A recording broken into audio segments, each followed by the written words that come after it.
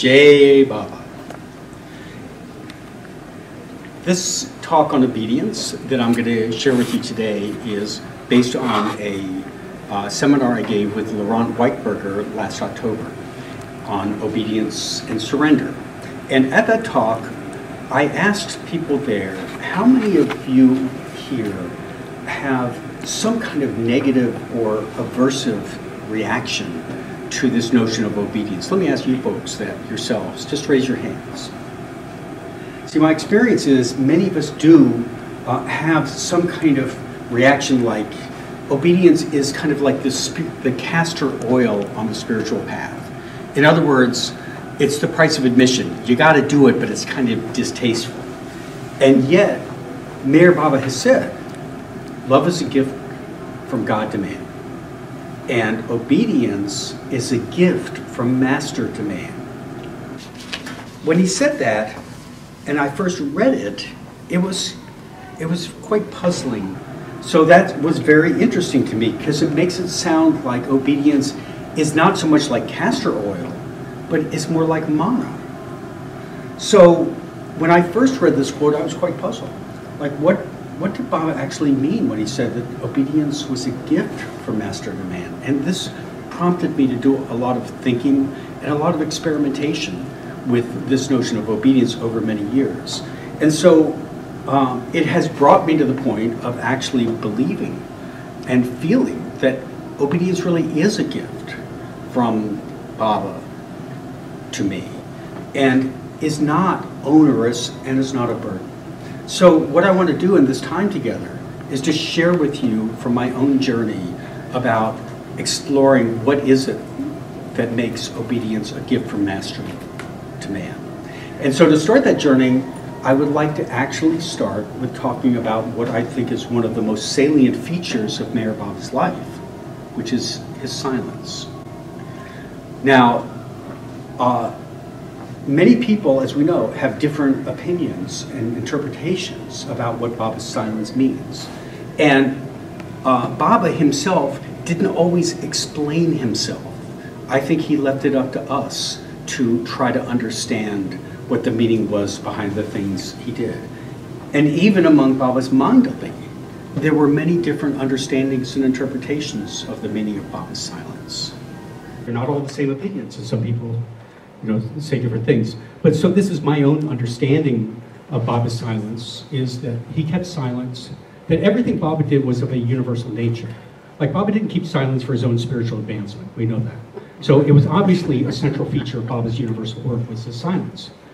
And so one way of understanding Baba's universal work that I assume other people have too, is that his work was archetypal. In other words, what he did as a single human being, it was as if the entire universe was doing it. So if he kept silence for 44 years, it was as if everyone in the universe kept silence for 44 years and gained the benefit of that silence for 44 years. Now, what's the value of silence?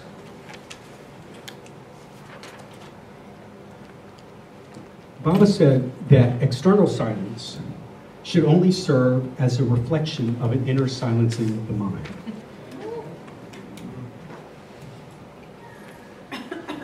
Could you repeat that? Yes. That Baba said that external silence should only serve as a reflection of the inner silencing of the mind to be able to hear and respond to the dictates of the heart. I don't think that's an exact quote, but it's a pretty close to a quote from Baba. So, and Baba said that the result of his work, let me just raise this a little bit. The result of his work would be a stepping up of creation from the level of reason to the level of intuition. In other words, his work, on one level, if you take that statement about the inner silence and that he's always speaking, his work was to make available to humanity as a whole that capacity to be able to listen to the inner voice. That was what his work was about achieving. So his silence was at least a primary, if not the primary vehicle that he used to create or deepen that channel of receptivity. As he said it's for those who are ready to hear it. And he said that that would unfold over time, that more and more of humanity would be ready to hear it. But now, there's a segment of humanity that's able to tune into that channel. But that channel would become more and more available as his manifestation unfolded. And hearing that voice then allows us to, in my view, to know through his intuition what is his wish for us. That's what intuition tells us. What is Baba asking of us? What is Baba looking to show us that can guide us in every situation in which we find ourselves?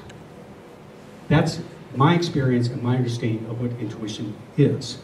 So I was thinking about Baba's silence as I reflected on the meaning of Baba, meaning of obedience being a gift from master to man. And I said, okay, if the silence is about helping to deepen my capacity to listen, what is it that I'm listening for?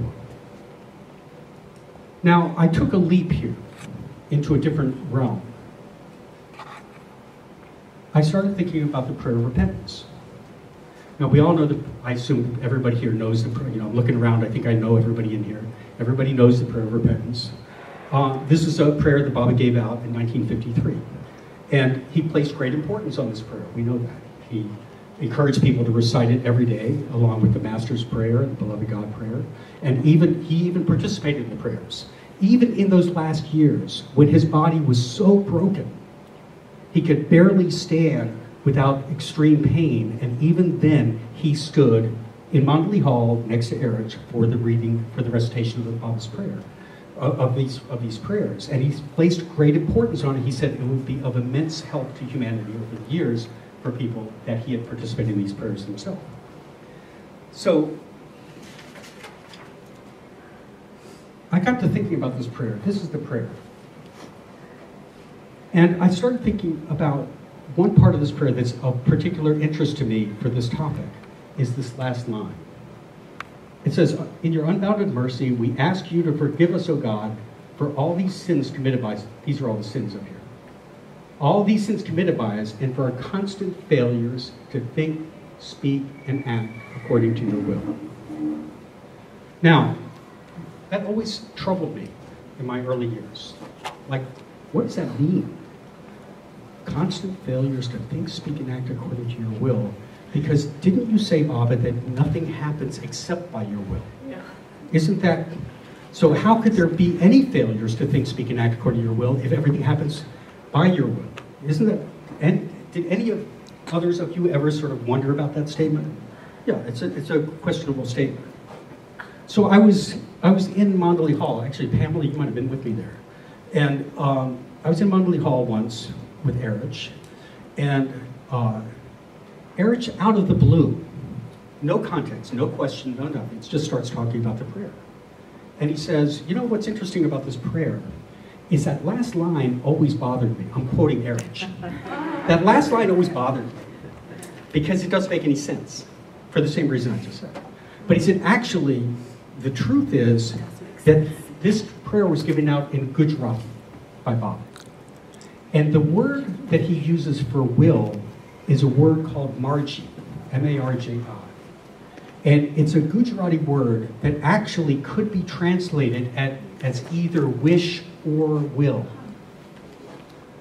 Now, what happened was when the English translations of the prayer were done, however it happened, it got translated as will. And it got printed up all over the place as will. But in fact, yeah, and Erich pointed this out to Baba, and Baba said, well, let it be. Like that. He didn't correct this. Maybe that was his avatar mistake. I don't know. But that is what Erich said. So then it made sense to me, because then it really does start to read like, in your unbounded mercy, we ask you to forgive us, O God, for all these sins committed by us, and for constant failures to think, speak, and act according to your wish. Then it really does make sense, because the things that we might do, whether it's backbiting, lustful actions, thinking badly of others, whatever it is, if we do them, yes, it's according to Baba's will, but that's not necessarily what Baba's wish is. And Baba made a clear distinction between what's his wish and what's his will. So from that point on, I actually started saying the prayer differently. I'd say it like this. because constant failure is to think, speak, and act according to your wish. And I did this for a few years, and this is just a little postscript to that story. A few years later, I was in India, and I was at the Samadhi doing RT one morning, and I'm surrounded by all these people, dozens and dozens of people there, and everybody's saying the prayers, and they're all saying, forgive us for our constant failures, to think, speak, and act according to your will. And I said to myself, come on, Daniel, get with the program, stop being, sticking out here. And so that morning I said, will. And then later that day, we all went to Marizat, and we're sitting there in Mandali Hall, and Erich is there. And wouldn't you know it, out of nowhere, Erich tells the exact same story again. It was just.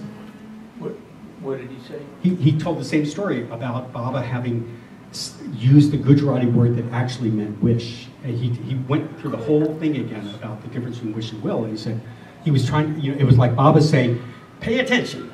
It actually does mean, at least for you, I mean, I was there, so that's mine. Now you've all heard this, so it's now up to you to decide. But for me, it was just such a clear message from Baba. Yes, this is what I mean by it. So. Well, wait, you just said it can mean either wish or will. I said it can, but what I said earlier is that the meaning of will doesn't make any sense. And that was Erich's point. It's the word wish that actually makes sense and makes the prayer meaningful. Because the prayer then becomes, forgive me for not continually attuning to what your wish is around all these different things about thinking of others, all the stuff that's in the prayer. Well, thinking of what would please Baba. Thinking of what would please Baba. So I started thinking to myself, again, I'm preparing for this program with Laurent to give, and I started thinking, this failure to follow Baba's wish could actually be properly understood as a failure of obedience. That's another way of understanding, actually, what does that mean? Is that when I am not following what Baba's wish, I am not obeying him like that. Because his wish, Baba would want us to obey his wish for him, as I see it. Now, Baba often, so the question is, what constitutes Baba's wish? Right, isn't that a good question? So I'm going to suggest two things about that. That Baba, first of all, gave certain indications of what his wish was. For example, he would give out something, a message like this, a well-known message. I assume you all know this message. I'm not going to read the whole thing to you, but I think we can all recognize. This is what Baba said. His wish was the lover has to keep the wish of the beloved, and to do so, here are the things that go along with that. So that was Baba's wish that was broadly applicable. Like that, as far as I can tell, that was Baba's wish for all of his lovers. Then there would be Baba's wish for specific lovers. I want you to fast. I want you to refrain from, I want you to keep silence. I want you to not mingle with people of the opposite gender. I want you to do, those were specific wishes that Baba gave to people by way of orders. So there's all of that body. So if we say, well, what constitutes Baba's wish? That would certainly be one whole dimension of what we know to be Baba's wish. That would then be a focus of obedience. But I also want to suggest that there's another level. And so I'm going to divide this into what I'm going to refer to as obedience that's of an exoteric nature and obedience of an esoteric nature. So just to define these terms really simply, these are some definitions I found on the internet, and these are sort of the ones that I'm most conversant with, is that exoteric basically means of an external source. So Baba's speaking, that's external to us. Or a message that we read, in a book or something, that's all external. Or Baba's saying, don't smoke, don't do this, like that, that's all external. But then there's the inner aspect of obedience, which is, I'm going to call the esoteric aspect. You might have a different term for it, but it's a simple way of thinking about it. So, Baba, in my view, placed great emphasis. Of course, he placed exacting emphasis on the exoteric obedience. He expected people to follow that. No question about it, unquestionably. But I would say that he actually placed equal, if not even greater importance on the inner obedience, or what might be called the implicit obedience. This is something Baba said. He said, if you obey implicitly and unquestionably, you win. And Baba always seemed to emphasize wanting people to learn how to obey him implicitly, not only explicitly. Of course, he placed great emphasis on the explicit. So, for example, there's an interesting story, and there are dozens of these that are in the books, and probably many of us have these examples from our own lives. But this is a story from William Donkin that I got from the New Life. Donkin, of course, was a great disciple of Mayor Baba's.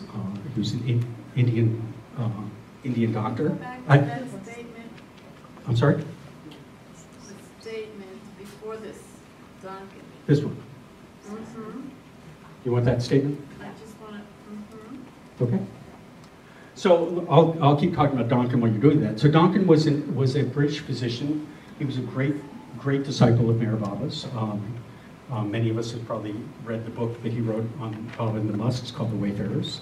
But really an extraordinary human being, an extraordinary disciple. And he was one of the few men Mandali who actually traveled with Baba in the New Life.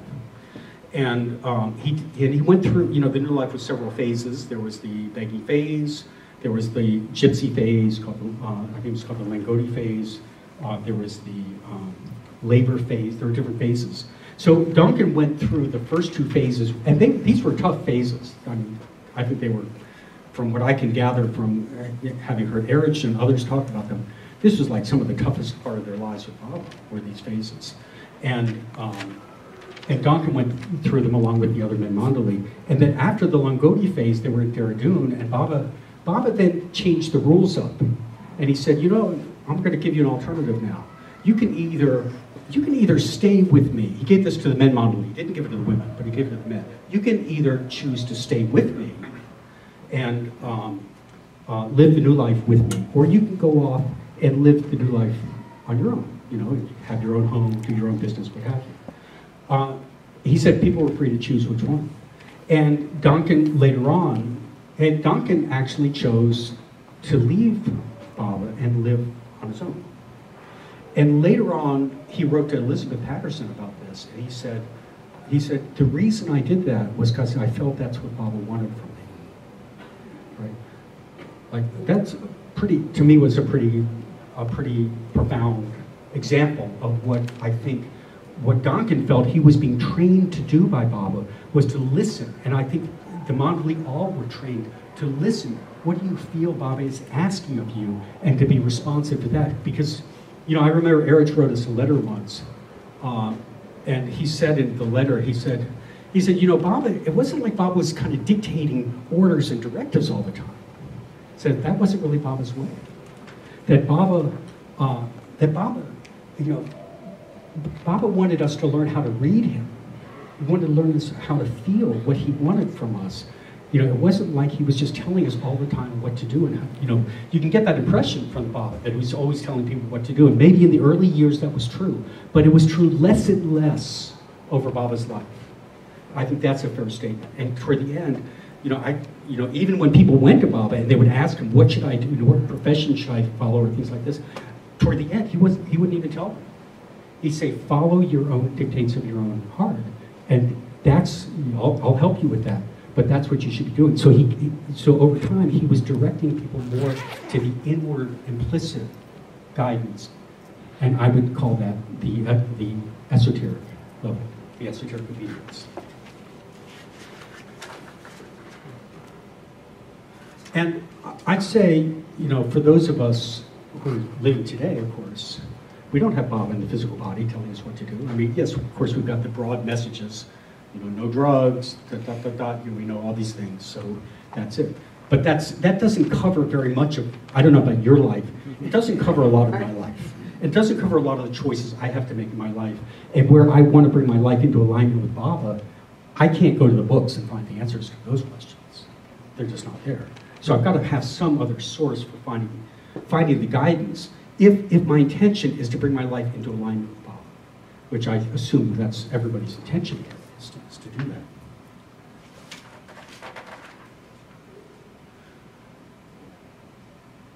So if that's the case, then there's a challenge. And this is what I think the challenge is how do we find, or I'll make this personal, how do I find and strengthen that inner channel with Bob? So I can have access to that inner guidance more deeply, more consistently, more clearly over time. You know, I think probably some of you in this room may know this story, but it's a good one about Elizabeth Patterson. Elizabeth Patterson founded the center, and she's a great disciple of Baba's. She was with him in India for many years, and then Baba sent her here to the States to found a center for him, which we're all wonderful beneficiaries of the center that she founded. And the way I've heard many times, I've heard this from Charles and Wendy and others, that every morning, Elizabeth would sit on her bed and ask Baba, what are you asking of me today? Have you all heard this story? That's what she would say. She would sit on her bed and she would say, Baba, what are you asking me today? And then she said, and then the day would become her answer. Now, I found that a very compelling thing. In fact, I actually heard Charles give a talk about this once. He was trying to demythologize some things about Elizabeth and Narina and Nadine in this talk.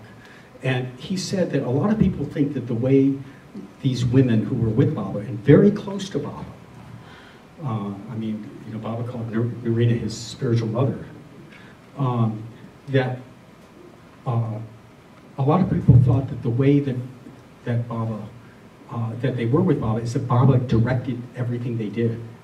And he was saying that actually wasn't at all true. He said there was very little of that actual direction, that almost everything that they came to rely on was their inner guidance from Baba. That was how they lived, like that. And I thought, wow, here we have a disciple who was trained so deeply, so directly by Baba for so long, and even she had to have a practice that she had cultivated to help her learn how to and be responsive to Baba's inner guidance. So I felt like, well, you know, I don't want to make a complete connection here, but if she has to find that practice, how much more do I need to place an emphasis on finding that own practice for myself? Because there are many times that I find that I would need, I need answers to questions. And they're not, they're questions, should I do this or should I do that? Sometimes they're big questions. Sometimes they're little questions. Like, Carol and I, should we go out to a movie tonight or not? But, I want to do that in guidance. I'd rather do that with Baba than away from Baba. So, that's called bringing my life in line with Baba. That's a simple one. But then there are big questions like, I'd worked for the U.S. Department of Agriculture for 16 years, and I had a great job there. Not a good job, a great job. And I went to Baba and I said, should I stay in this job? And Baba said, no, you should leave. That was with a great job. And yet, I felt Baba guiding me to say, no, you're done. It's over, like that. So it's about things that are big and small. And of course, Baba said, there's no difference in the spiritual life between big and small. Remember that from the discourses? He said there's no difference in terms of their spiritual importance about, if we're seeking guidance in little things is just as important as seeking guidance in big things. Like we shouldn't make any false distinctions if our intention is to really bring ourselves into full alignment with Baba.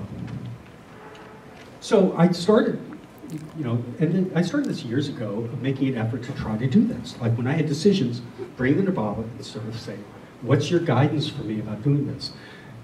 Doing whatever it is, leaving my job, going to, doing this activity, should we take this trip, whatever it is.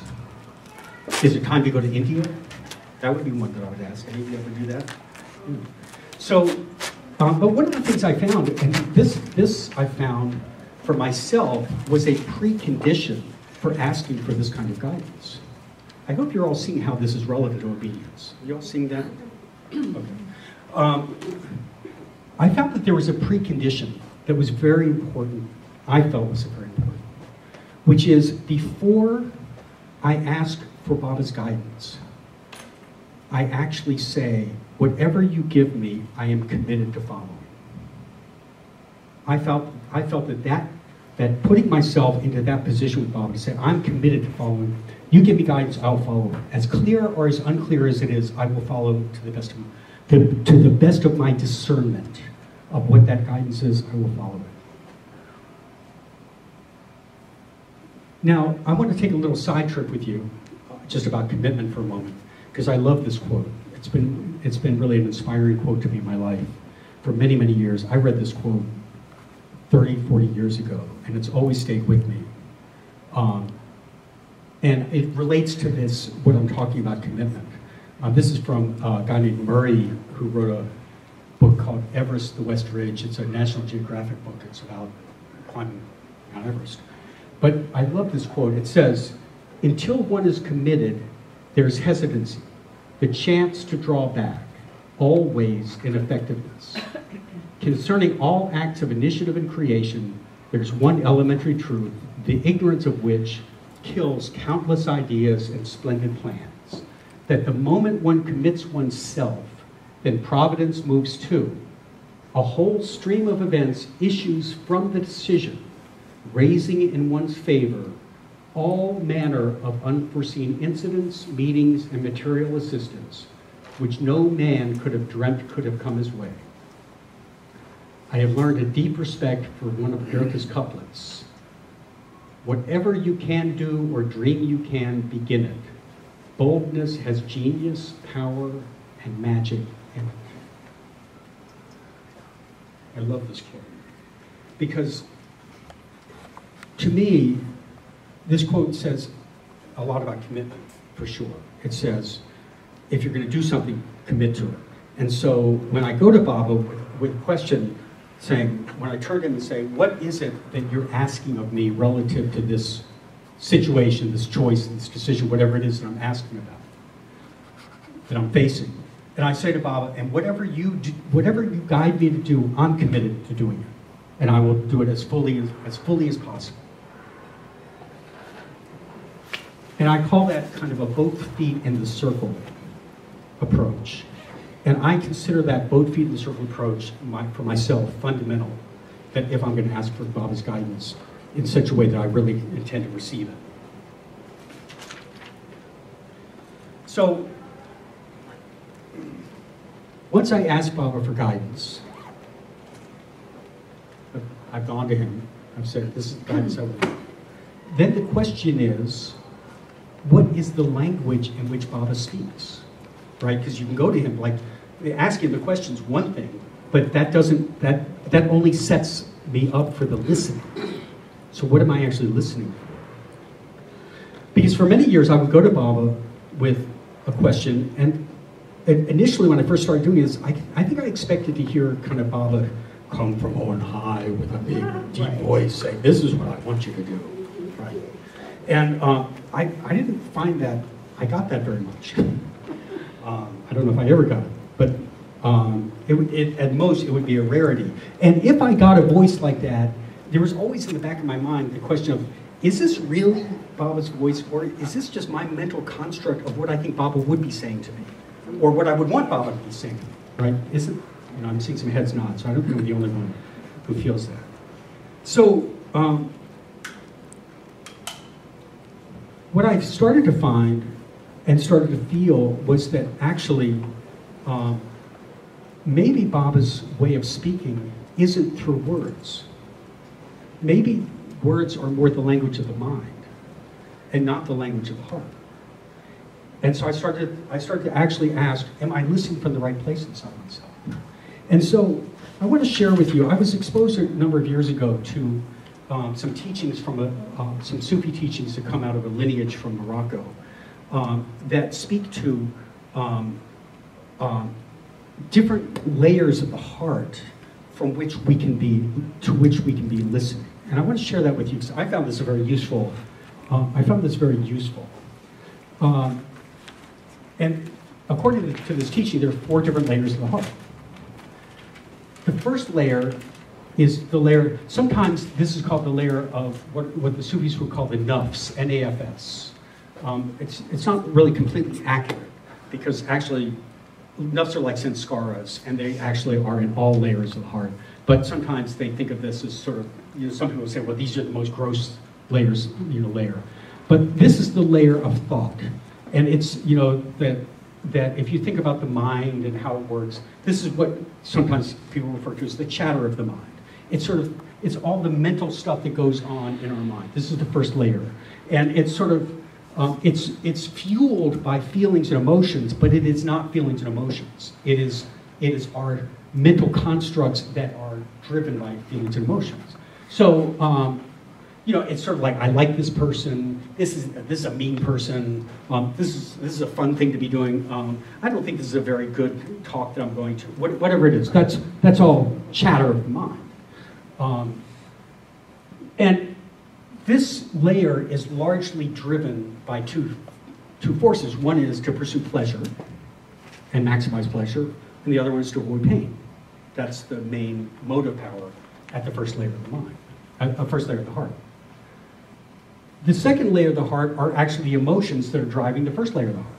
And these are typically anger, sadness, fear, pleasure.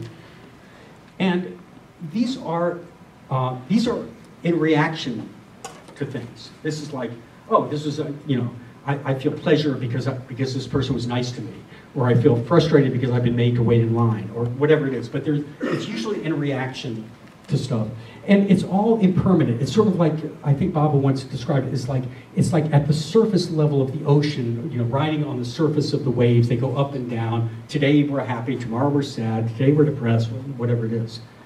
But and Baba had a phrase that I always associate with this one, which is, Baba used this phrase, it's like feverish imagination working under the stimulus of desires. And I think that's a good description of the second layer of the mind. It has nothing to do with anything permanent. It has nothing to do with any truth. It's just reacting. It's just in response to our own desires and how they fit the context and the circumstances we find ourselves in.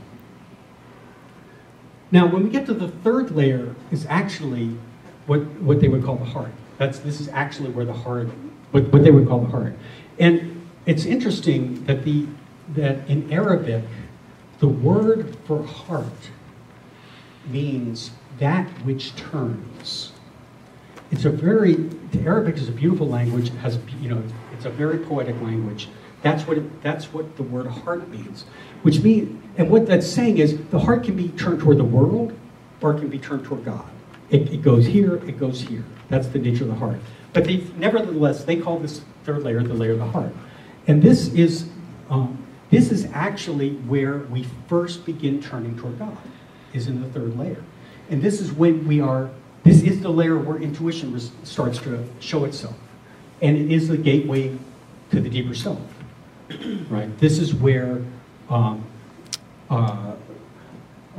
we're starting to align with the divine. We're shifting away from pleasure seeking and avoiding pain. This is where we're asking the beloved, what are you asking of us? This is where we're actually starting to get guidance. It's from this third layer here. But to get here, there has to be a silencing of the first two layers. You can't get here without those first two layers being silenced. And that's no small thing, as we know. That's something that is achieved sometimes through great effort, sometimes through great suffering, great pain, whatever it is. But that's very often what it takes to open up to that third layer. And the fourth layer, they call the layer of the secret. And I don't profess to know that much about this layer from the Sufis, other than it is a more permanent establishment in that deeper layer. So if the third layer, there's still this, I'm in the third layer, now I flip back to the second layer like this, there's more of that. The fourth layer is clearly a deeper establishment there. And it is a layer that leads into the realms of illumination, inspiration, and realization. That's what the fourth layer. Now, again, I don't claim that this is a complete comports completely with what Baba said, but it's actually not that distant from what Baba said. Let me show you. This is what Baba said, and I think this is a really terrific statement about intuition. He said, when you feel something is intuitive and you have no doubt about it, then know it is real. Passing doubtful thoughts and temporary emotional feelings should not be given importance. Got that? That's first and second layer. That's what he's saying there. But when you feel that it touches your heart, that's third layer. Follow it. When it is from the mind, it is not intuition. Intuition means that which comes from the heart. In the divine path, first there's intuition, third layer. Then inspiration, then illumination, fourth layer. And then finally realization, which is beyond all the layers. If it touches your heart, follow it. And God willing from today, you'll know that if it is intuition, it is right. This maps almost exactly against, for me anyway, against that. Against the... Daniel, where is that from? I'd have to find it for you. Yeah. Write to me and I'll see if I can find it for you. And I have found this paradigm of the 4 layers actually to be very useful, because it's a way of orienting myself, like what layer am I in when I'm doing this? Like, you know, I was, like earlier today, I was trying to get to a place inside myself to sort of get guidance about how to be present, you know, how to be present here today from Baba. And I could find myself, I was right in the first and second layers. I was worried, you know, all this chatter, like, you know, am I ready for this? Like, that's all first layer stuff. That's fear stuff. Then there was sort of the nervousness of the second layer, like that. And I was aware, I can't look to those 2 layers to guide me. I've got to get beyond those layers into that third layer if I'm going to get any kind of useful guidance on this. So I find this a useful model to follow for myself. The other thing I found, and this is a little trickier to explain, but when I've learned to listen to my heart in this way, and again, this is a journey, this is something, you know, this is a practice I've been doing, and I am obviously an imperfect student of this practice, so I'm not giving this to you like I've perfected anything here. I'm sure you don't expect that of me, but I just need to say it, need to say the disclaimer. But what I have learned, sorry? I do. Yeah, thank you. I was actually, I was looking at you. What I've learned, I learned something that the way I've learned to listen to my heart has changed over time. And I've learned that if I can make my heart, I use the word, I don't have the right word for it. Sometimes I say I rely on sort of the plasticity of my heart. Or I make it into like a jello that can form itself into any mold. And so I kind of make it as fluid as possible and wait for Baba to come in and shape the feeling of my heart. That's the best I can say. So, for example, if I say, you know, how should I go to Baba and say, how should I relate to this person? And I go through a process like that, and I find my heart feeling very open and warm. It says to me, well, I'm intended to, you know, what's being asked of me is to be open and embracing with that person. Or if I say to Baba, how should I relate to this person? And I feel, and the feeling that comes in, and my heart takes a kind of more remote, distant feel to it. It says, so keep some distance, like that. That's what I mean by sort of paying attention, you know, first of all, going into the experience of it. What is my heart experiencing? And allow it to experience it. And then step back and observe the experience and say, okay, well that's my own way of understanding what does it mean. So again, I'm talking about what's the language with which Baba expresses guidance, which Baba expresses wish. And that's what I've come to, is that that's how he does it. You know, Baba said, we all know, you know, in fact, I think he said, the only book I shall make people read is the Book of the Heart. So you don't need to go to the Ward Parts of seminars anymore and read Infinite Intelligence and all that stuff. Because this is actually the only book. I don't mean that. But Baba said, this is the only book that I shall make you read, which is the Book of the Heart, which alone holds the key to the mystery of life. That's what he said. And so learning to read the heart in this way, to me, is central, I have found, to what does it mean to actually follow Baba. And could I add something? Yeah. Quick, two-sided. I heard also you mention Elizabeth Patterson, and that she also said, when I asked her, Baba, you know, what would you like of me today? She said, then I just sit and I wait and focus on Baba. And some years ago, I was part of a group project with Don Stevens writing a book called Baba's Gift of Intuition. And when I was doing my research for my chapter, I came across a quote where he said, and I forget where, but if you don't make use of and apply the intuitions you receive, the flow will be cut off, and you won't get more. It's a really powerful. Yeah. So I'm gonna open it up for more comments also later on. So I'm just I want to keep a thread going here. So I thank you for that. But to me, this then leads to a very, and I think this is in keeping with what you're saying, it leads then to another concept that I also think is very relevant and important, and that I would call the concept of reliance. Because that really is, that if learning to receive guidance is one thing, learning to rely on guidance in an ongoing way is the next step of that, which is what I think you're speaking of, Stuart. Now, just going back to Sufism for a moment, there was a concept in Sufism called tawakkul. And tawakkul means literally reliance on the one. That's what it's translated as. And it is, according to Sufis I know of, it is considered one of the most, if not the most important quality for an aspirant to cultivate, is reliance. And of course, Baba encouraged us to learn to rely on him. Right? He said, make me your father and your mother. Right? Isn't that the essence of reliance? Is if you have a father and a mother, and the way he's talking about it, isn't it what you're supposed to do with your father and mother, is rely on them for everything? And one of the people who I thought was the most, who I heard the most speak the most about this was Vanuatu. And he wrote a series of books called Conversations with the Awakener. And those of you who know Val probably knew this about him because he would speak about this a lot. But I was always impressed with those conversations because in those conversations are almost nothing but a statement of his reliance on Baba. That's essentially what those conversations are all about, as far as I'm concerned. That's the point I got. Because he said he would go to Baba and rely on Baba for everything, not just big things, everything. If he was at a bus stop somewhere and he needed something to eat, Baba, show me where I should go to eat, and Baba would show him where to go to eat. At that level, he wasn't just talking about these big, high spiritual things. He was talking about everything in his life, like that. That's what reliance means. Is everything in life is brought to Baba and asked and brought in front of Baba and say, what are you asking of me? What can you provide me relative to this or that? So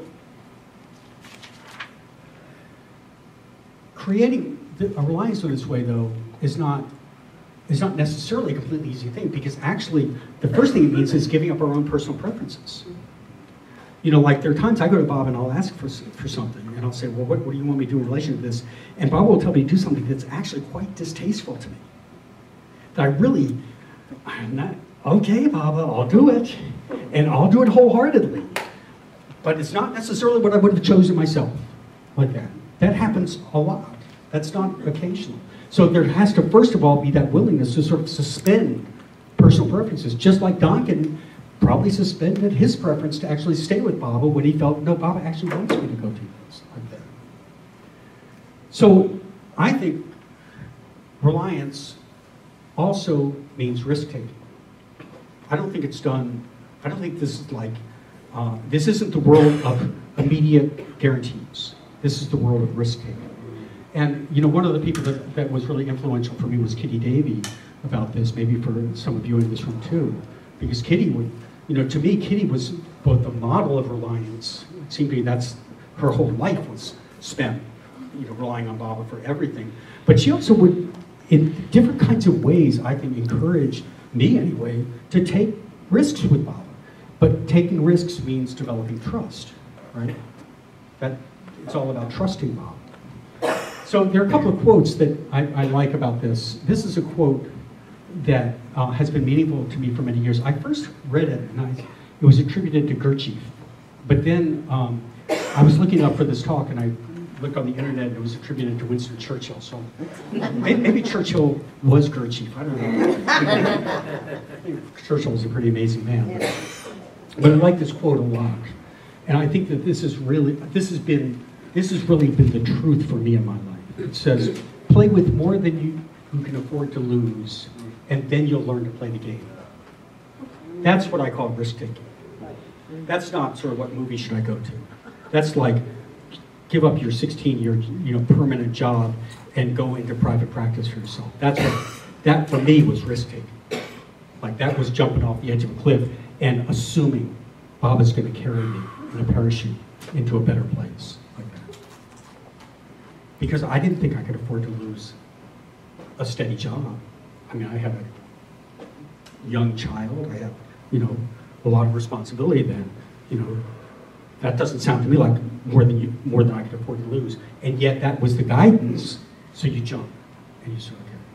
And that, to me, that was really how I felt like I started to learn a little bit about how the game is played.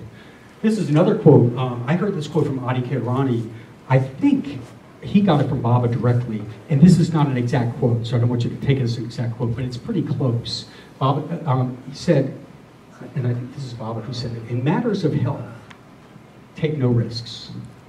In matters of wealth, take some risks. And in matters of God, take every risk." Good quote. It's good.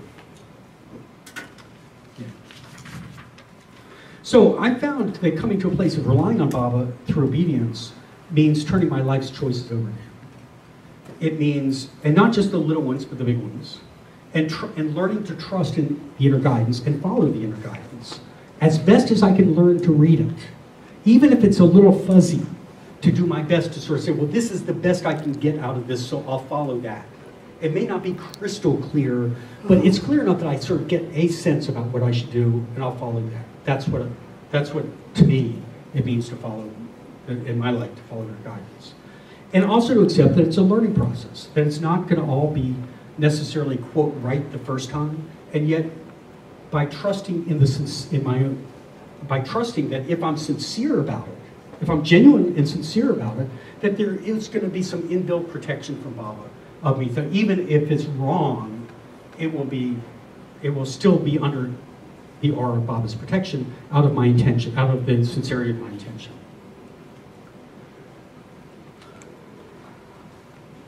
Henry Fashiotti, I heard him say once, some of you, he may have said this many times, I only heard it once, but he once said that when it comes to our relationship with God,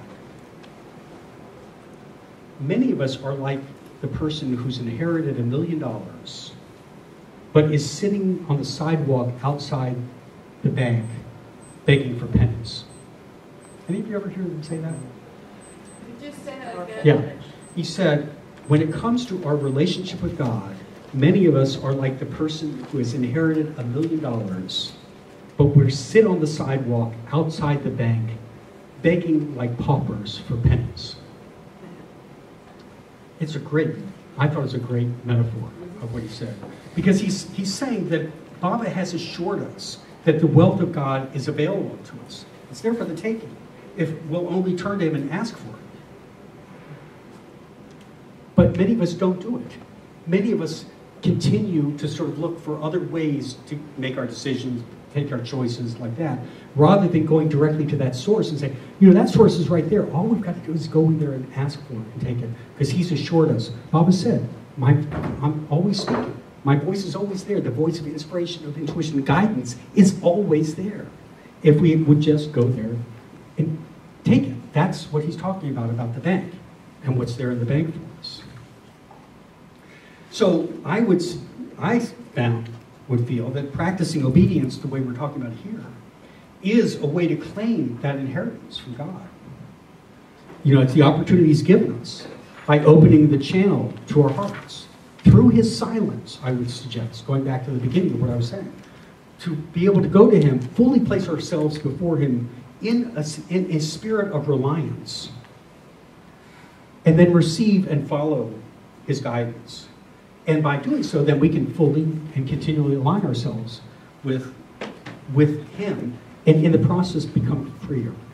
And that was what Baba wanted for us, was freedom, to become freer.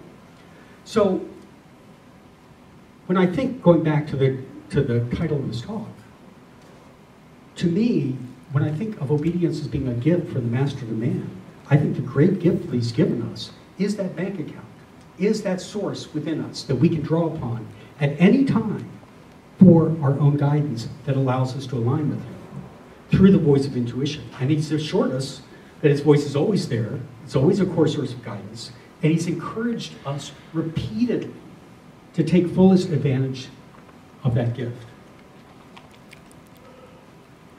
Now, we've been talking here so far at kind of the level of individuals. Like we're all individuals. We have our own relationship with Baba. We're all seeking this for our own selves.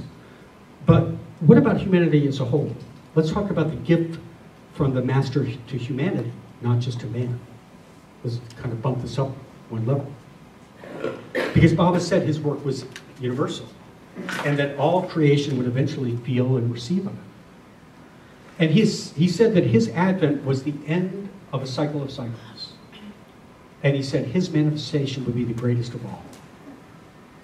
And that something would happen that has never happened before. Now, I don't know if you're like me, I've always wondered, what is that? What is this wonderful thing that's going to happen that's never happened before? Any of you ever wondered what that was? Yeah, it's like, it's quite a thing, you know? So, a year or two ago, I was listening to a YouTube talk that Charles had given in LA. I think it was in LA. It's a beautiful talk. It's available on YouTube. You can see it. And he was addressing this question. And he said, he shared his view that what would happen that has never happened before is that through Baba's silence and the awakening that he would bring through silence, everyone in the world would shift their mode of being. And the shift would be away from small s self to listening to and following that inner voice of God. He said that's never happened. He said that would actually be the transformative experience of Baba's ultimate manifestation. And it was really quite something. To me, that answered a lot. It was like the first time I had actually an image of what this great thing would be. Because if that happened, Charles said there's never been an entire civilization of people who were tuned to the voice of God. But if there was, that would be the new humanity. That would be the new humanity that Bob has been speaking about since the 1930s. So that means that an entire civilization would be awakened to the joy of feeling the voice of divine intuition and inspiration, and not only listening to the voice, but aligning themselves with that voice. In other words, that means living lives in obedience to the higher voice within, which we know as Meher Baba.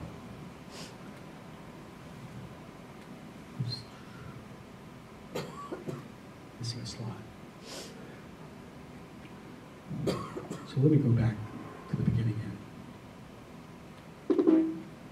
So Baba said, going back to the beginning here, that Baba gives us this precious gift of love that he's given to every single one of us. That's a gift from God to man. He says that as our master, he's given us this gift of obedience, which is the opening of that inner channel. That's the gift, is the opening of the inner channel that we can then listen to and then use that as the means for aligning ourselves with his wish. And finally, then from there, there's the gift of our surrender. And the gift of our surrender is our complete, wholehearted acceptance of everything that he gives us as coming from the one who loves us more, as he said, more than we can love ourselves. And as Hafez would say, that what he gives us is of the highest benefit to all concerned. And that's the spirit of surrender, is trusting that that's what's been given to us. So that's what I wanted to share with you. I wanted to open it up for comments and responses, questions, other points of view. So thank you very much. Yeah, Pamela. When Daniel was mentioning what Henry Kashouti had said, it reminded me of something Merwan Jasawala had said on a recent trip to India. Recent relative, given that he's no longer with us. But he had said, we've had so many lifetimes and we've lived them in all of these ways. This lifetime, gamble it for God. Gamble this lifetime on God and you will not lose this gamble. So it just, it totally related to Henry's comment. Thank you. What are thoughts? So let me ask you, how did that land for you? Did that resonate for you? Does that sort of how your own experience? Is that kind of, where are you with this? You mean get off overall? Yeah, Pat. Oh, my knees. Frankly, I am very grateful for your presentation here today. This is lovely. Thank you so much. And it all resonated very powerfully with me. And part of it for me really, having started out as a 14-year-old kid as a Bible follower, and being with Elizabeth, the idea of obedience is very powerful. Because when you're a teenager, you certainly don't know what to do, or how to do it, or whether or not you should do it. It's things as simple as, do I wear a button to the high school, and Elizabeth saying, you can't do that. Or having guidance has always been a part of my path. The other thing, and so I enjoyed putting that into perspective, it made a lot of sense. The other thing is, when you did the 4 levels of the heart, being a hypnotherapist and someone who studied the levels of the brain, it was really beta, alpha, theta, and getting on down into delta, which is actually that deep part of communication with spirit. And I thought to myself, yeah, I do that with people when I've done work on a lot of different levels with people, getting, helping them to get past that conversation and the confusion and the silliness and moving on to those other levels. And then, so it was really nice to hear that level 3, which is theta, which is really about getting into, it made sense. Because I've always said that hypnotherapy was communication with the soul, if you can get people deep enough. That it shouldn't be up there, but down here. So I really enjoyed that as well. So much of what you said was just was just so lovely. And one other word that I want to interject is faith. We don't use that word in the Baba community, but essentially surrender, obedience. These things come from faith. Faith is something that comes from that 3rd level of conscious awareness in the heart. And so faith, I keep saying to people, but what about your faith in Baba? What about your faith? Well, why are you so confused? Where's your faith? Great. Yeah, so I just Great. I think the word I would use is trust. Well, that as well. It's the same, to me, it's the same Yeah, it concept. depends where you're coming from and all your different things, Yeah. but if there is something that resonates, then that word kept coming to me as faith Great. just now. And yeah, it's really, and the other thing was, this is really important information. That's the other thing I want to say. Is that so many people, young people within our community, this should be at Sahabas, okay? This is what our children need to learn, because that's why they're confused. They haven't had the master's touch physically, and master could be anyone who's guiding them in some levels.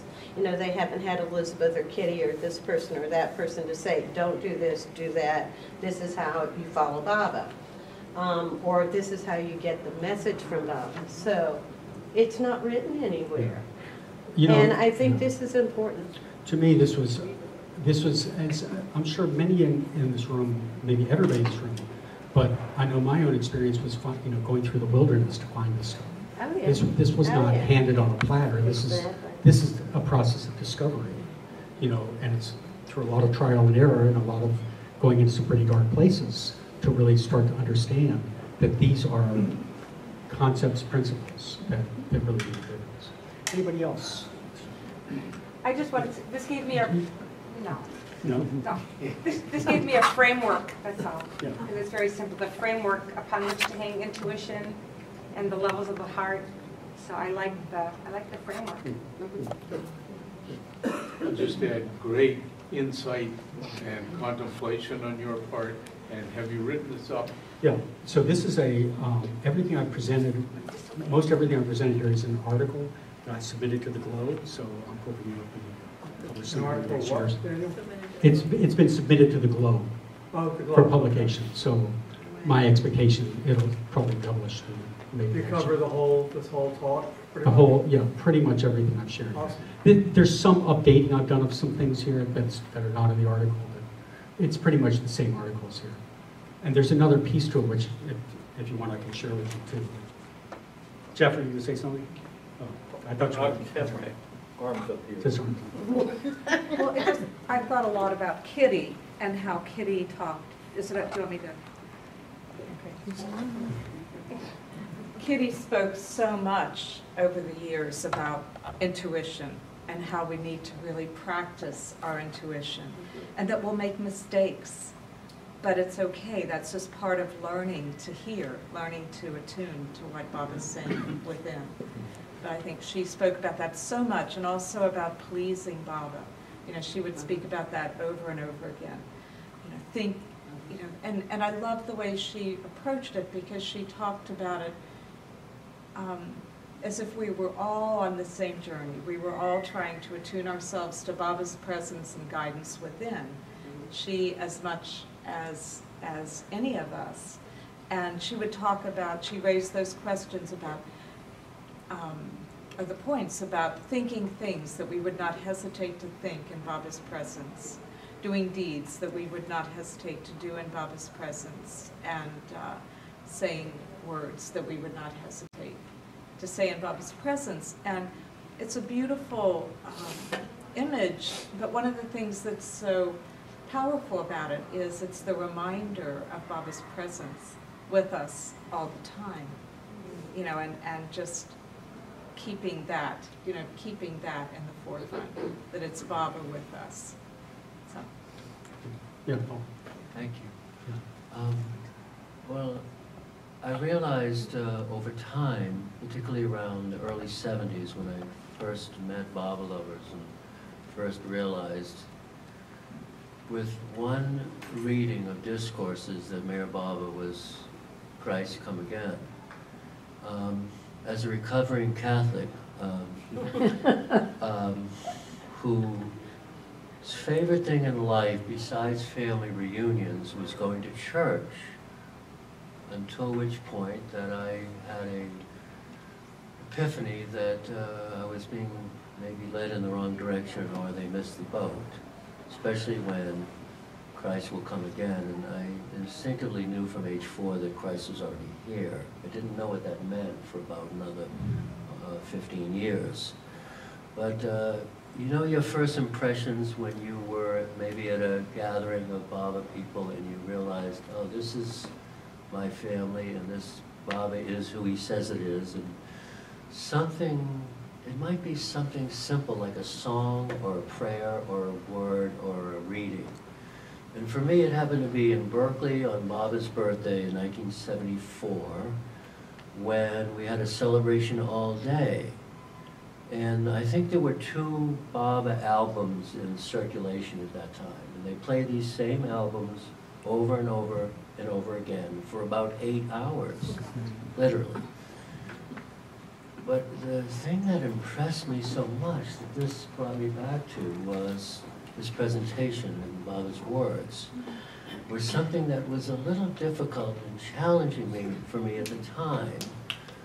It's taken me 40 years or so to just come to a little deeper understanding about. There's Baba's words. They played the East-West Gathering all day that day. Obey me and ask me for no thing. Huh? To ask is to make me your plaything? Your plaything. Plaything. Be brave and accept yourself as one drop in my ocean. Now, prayer was really important to me as a young boy. I was raised by a stepmother, a nana, who was my mother's stepmother, and about 8 aunts. They all gave a lot of love, and they all taught me about God in their own way. My stepmother was an atheist, so that was her way of teaching me about God. But 2 of my aunts were very religious, and prayer was like the most important thing of the entire day, the way they taught. But as a kid, you prayed for things that you wanted. That was, oh, you want to be healthy, and you want your parents to stay healthy, and you want, the good things in life, you want the things that God would want you to have, but you also wanted things. And that was like my relief from, the challenges of growing up in the worlds that we grew up in the 60s, and particularly me from a broken home, but we all had our challenges. But whenever I heard, obey me and ask me for no thing, it's taken me about 40 years or more to just like, okay. Ask me for how to love me more.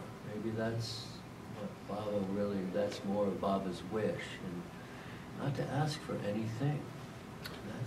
That's been... Yeah, I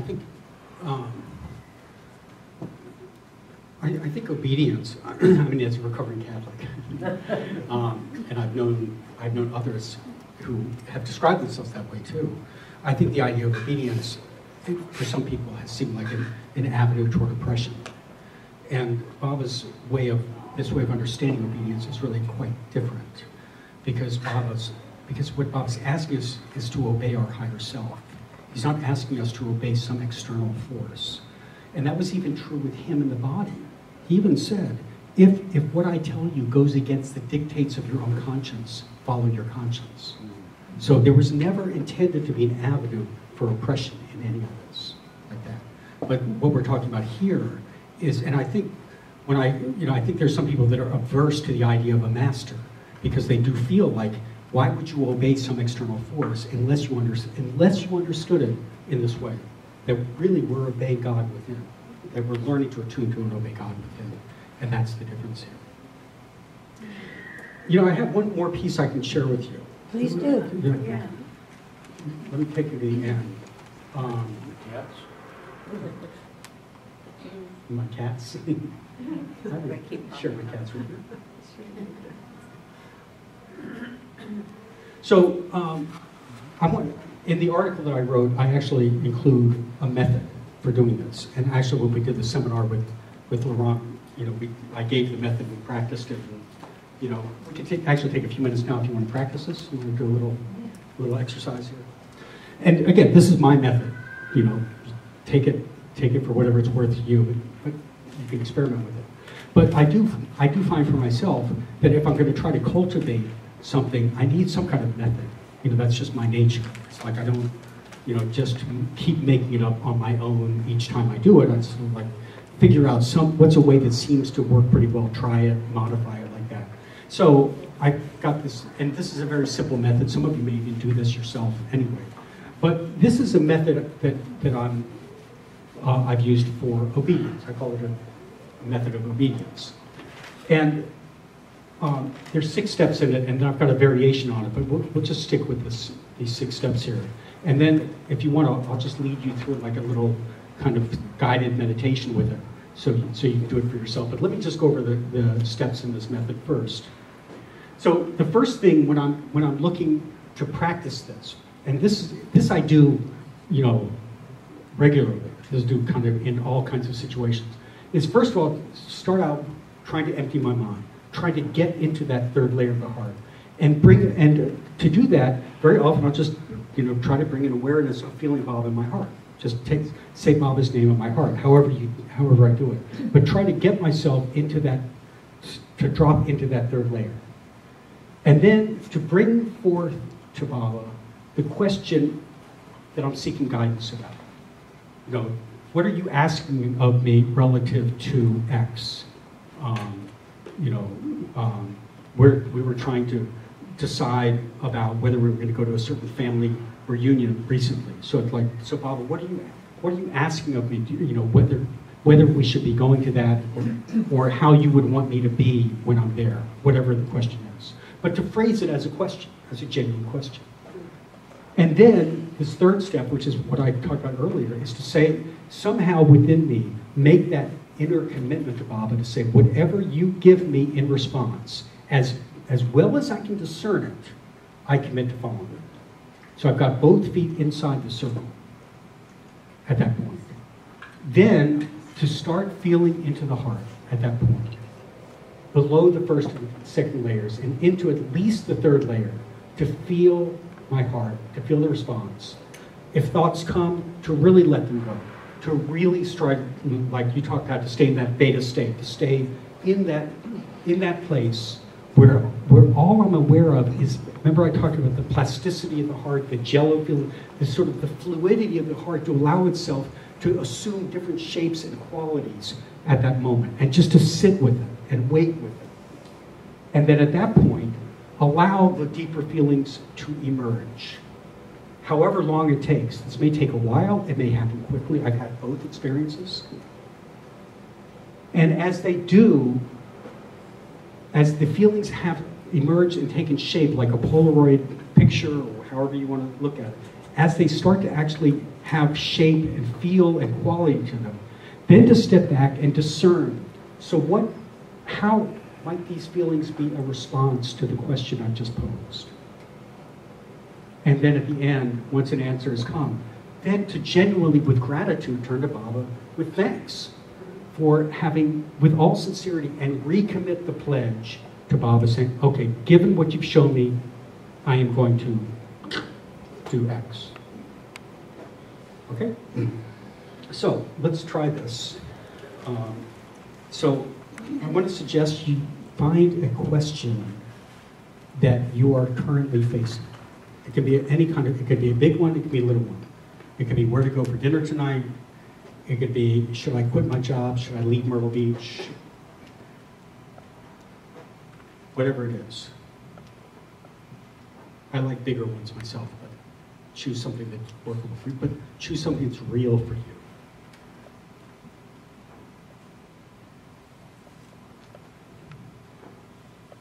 And empty your mind and find yourself in your heart.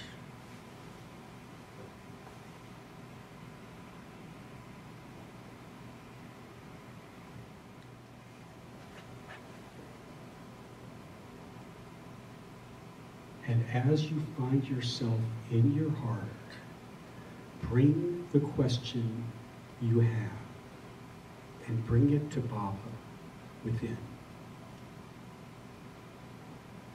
And ask the question, Baba, what are you asking of me relative to this question?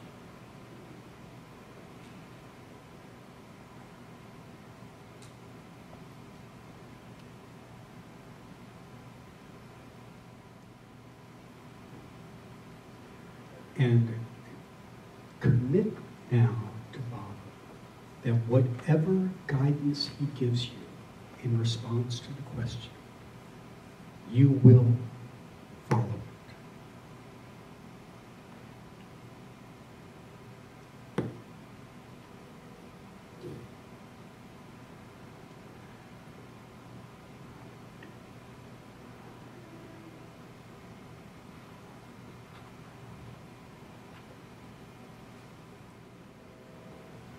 And now, open into your heart. Travel beyond the first and second layers into that third layer of your heart. And allow your heart to receive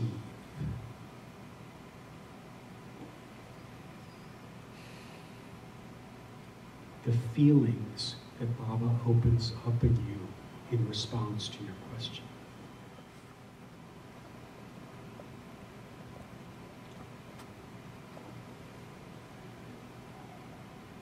And as these feelings start to become clearer to you, step back and discern how the shape or quality of these feelings might represent a response that Baba has given you to your question.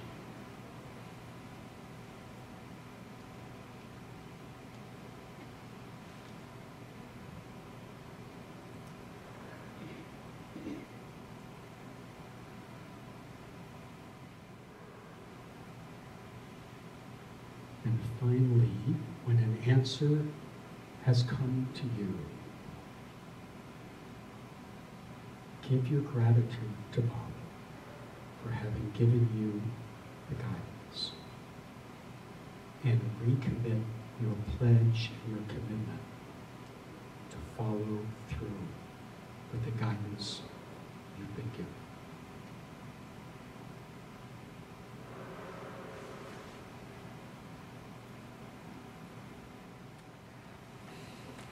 So if you're still doing this, feel free to keep doing it, but I'm going to suggest the rest of you just get with 1 or 2 people that you're sitting next to and just share what your experience was.